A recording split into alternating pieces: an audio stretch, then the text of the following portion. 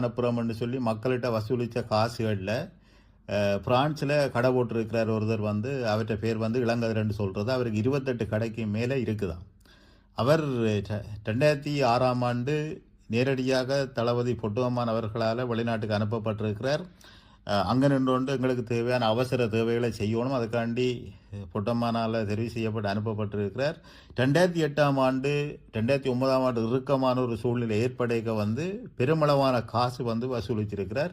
அவரிடம் வந்து தற்போது சுவிஸ்கில், அதாவது தேசிய தலைவர் இருப்பு அறிந்து நேரடியாக தேசிய தலைவரை சந்தித்து வந்த ரகுவதி தலைமையிலான சுவிஸ்கில் இருக்கிற பொறுப்பாக இருக்கிற ரகுவதி அவர்கள்ட்டையும் இந்த இளங்கர் என்றவர் காசை வேண்டி இத்தாலியில் கொண்டு போய் இயக்கத்துக்கு அனுப்புறக்கு ஒரு இடத்துக்கு கொடுக்க கொண்டு போகிறோன்னு சொல்லி காசு மூட்டை கொண்டு போய் என்ன செய்யிருக்கிறான்னா திருப்பி வந்து எல்லாருக்கும் சொன்ன கதை நான் காசு கொடுக்க போனதில்லை. என்னோட மாவியா வந்து